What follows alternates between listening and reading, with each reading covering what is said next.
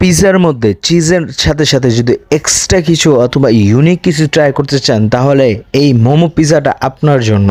এবং মোমো পিৎজার সাথে সাথে তারা এখানে বেক চিজি মোমো সেল করছে এবং এখানে চিজের পরিমাণ বেশ অনেক ভালো এবং এখানে বেশ লম্বা সময় ওয়েট করে এখানে সিরিয়াল দিয়ে খেতে হয়।